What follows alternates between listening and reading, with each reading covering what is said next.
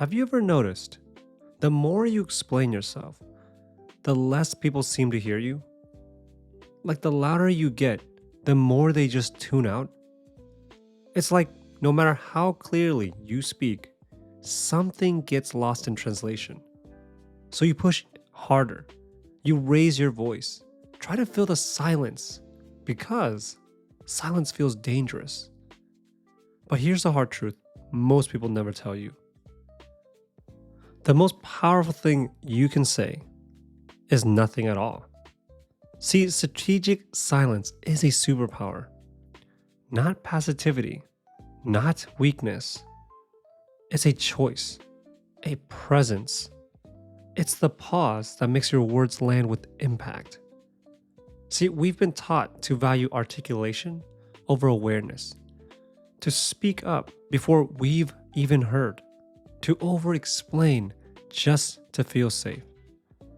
But what if silence is the safety? What if it's the space where truth rises when you stop trying to control the conversation?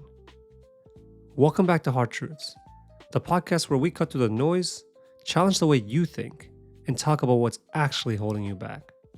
And today's topic? The art of strategic silence. We'll talk about why it works, when to use it, and how to turn uncomfortable pauses into your most powerful communication tool. So let's get into it. Let's be honest. Most of us, we're scared of silence. We talk to prove something. We interrupt to keep momentum. We over-explain because we want to be liked, or understood, or validated. But under all of that, it's not strategy, it's survival. You see, silence feels like danger because silence creates uncertainty. And our brains hate uncertainty. There's a concept in neuroscience called cognitive closure. It's the reason we finish other people's sentences. It's why awkward silences feel like failure. When a gap opens in conversation, your nervous system reads it as a threat. So it scrambles to fill that space. Not because you're confident, but because you're uncomfortable. I want you to think about the last time someone paused right after you said something real. Did you feel peace? Or did you feel rush to fill it? That's what silence does.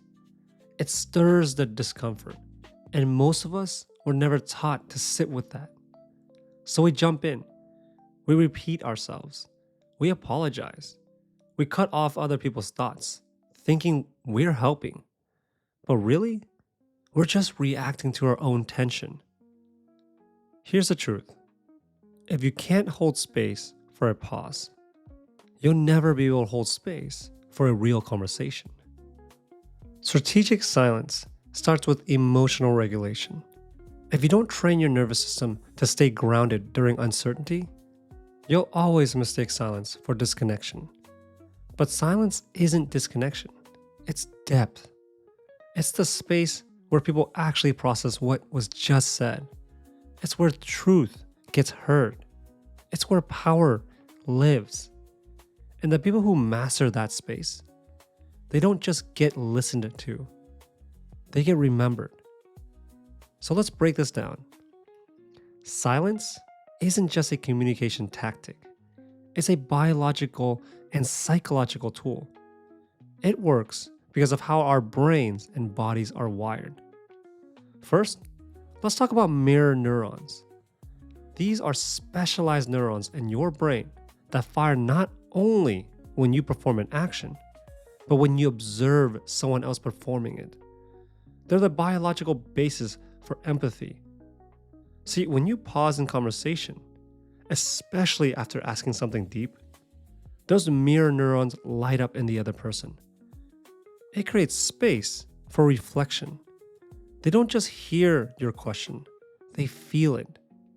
See, Dr. Judith Glaser, who pioneered the field of conversational intelligence, said, silence opens up the prefrontal cortex, your executive brain, making it possible to reflect, regulate emotions, and generate new insights. So when you're silent, you lower the threat response in the brain. You shift people out of fight or flight and into prefrontal processing, the seat of reasoning, empathy, and decision making. Now consider this from Chris Voss, former FBI hostage negotiator. In his new book, Never Split the Difference, he calls it the late night FM DJ voice, where silence and slow pacing make you sound confident and grounded. In high-stress conversations, Voss says the person who can stay the most calm has the most control. See, silence communicates calm. Silence communicates strength. Silence slows the tempo of the conversation, which neurologically downregulates anxiety, not just in you, but in the other person too. Here's another wild fact. Research from the University of Groningen found that even a 2-second pause after a statement makes the speaker appear more credible and more thoughtful. See, we're conditioned to believe that confidence equals speed. But true confidence isn't in how fast you speak. It's in how comfortable you are with the pause. And strategic silence isn't about saying less. It's about letting your words breathe. It's about giving the other person's brain time to catch up and lean in. In a world addicted to reaction, silence becomes the invitation to actually connect. There's also compelling evidence from the field of Polyvagal Theory, developed by Dr. Stephen Porges. He explained that the vagus nerve, our primary parasympathetic regulator, responds to cues of safety when you slow your speech, when you pause, when your body language softens. You create what he calls neuroception of safety. Silence, when intentional and grounded, becomes one of those cues. In other words, your stillness can calm someone else's nervous system before you even say a word. Now think about that in leadership, in parenting, and relationships. Strategic silence creates co-regulation. It tells the other person, you're safe to take your time. You don't need to rush. I'm not here to overpower you. I'm here to understand you. See, that's rare. That's powerful. And people remember how you made them feel. Psychologist Dr. Albert Mehrabian famously broke down communication into 3 elements: words, tone, and body language. According to his research, only 7% of what people respond to is the literal content. 93% is nonverbal. Think about how you say it and the energy you bring. Silence is a part of that energy. It's a tone. It's a presence.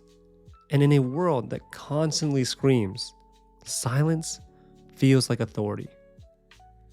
So if silence feels unnatural to you, that's not a flaw.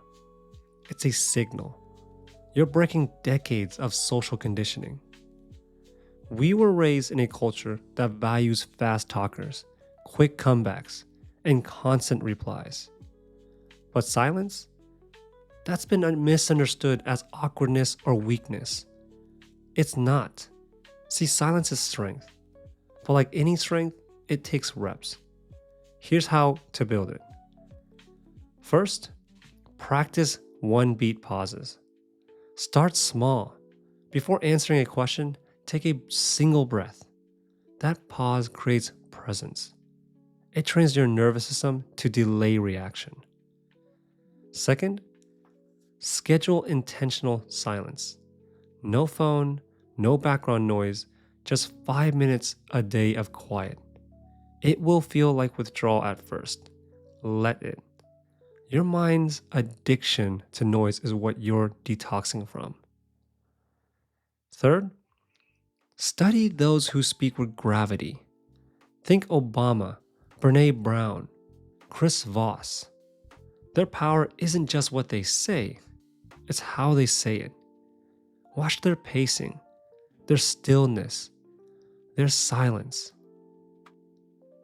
Fourth, journal the tension. Track your discomfort. Where in conversation do you rush? When do you over-explain? Write it down. Awareness is always step one. And lastly, use silence in low-stakes situations. Next time a barista asks you a question, I want you to pause. How about when your friend shares a story? I want you to wait before responding. The safest place to practice is when it doesn't matter. So when it does, you'll be ready. Remember this isn't about saying less, just to say less. It's about reclaiming the power of intention. Because the version of you who can hold silence is the version of you that no longer needs to prove anything. And that is the version people trust. Not because you speak the most, but because when you do speak, it means something. So here's how to deploy silence. Some examples. Number 1, right after a powerful question, say less, ask clearly, then stop talking. That stillness forces reflection, and people will often reveal more than they intend. That pause is where honesty lives. Number 2, in conflict, silence signals emotional regulation. It tells the other person, you're not reactive, you're present. And that kind of calm presence instantly de-escalates the charge. Number 3, before responding, see, that beat between hearing and answering is where maturity kicks in. It slows the tempo and raises the perceived weight of your words. Number 4, when someone's venting or grieving, see, you don't need to fix, just hold. Silence here becomes a container, not an absence, a space where someone else can actually feel seen. Number 5, avoid making a powerful statement. Don't explain, don't dilute, let it breathe. That's where impact builds. See, psychologists call this the recency effect. People remember what's said last. So if you drop truth, I want you to let it land. Because silence isn't what's missing. It's what gives everything else its shape. Used well, it creates gravity. Used poorly, it gets mistaken for awkwardness. But if you're grounded, if your body is regulated, your silence will speak louder than anything you could rush to say. This is what I've practiced, and it changed everything. I stopped filling space just to feel safe. I stopped interrupting silence just to calm my nerves. I started letting that pause do the heavy lifting. And you see, over time, people leaned in more. Conversations got deeper. My words carried more weight, not because I changed what I said, but because I changed how I held what I said. So here's your challenge. For the next 7 days, pick one moment a day to simply pause on purpose. That could mean pause before you reply, or hold silence after you ask a question. How about letting a moment breathe instead of rushing to fill it? See, it doesn't have to be dramatic, just intentional. And each time, notice how it feels. Where does your body tense up? What emotions rise? What shift happens in the space between? Because silence won't always feel safe at first, but it will start to feel true. And that's where power lives. Tag me at Danny Livin, DANNYLYVIN, and let me know your biggest win, or the most surprising thing someone said when you didn't interrupt the moment. See, that's where growth happens, in the pause between the old you and the one who's learning to listen louder. I'll catch you in the next one. Take care.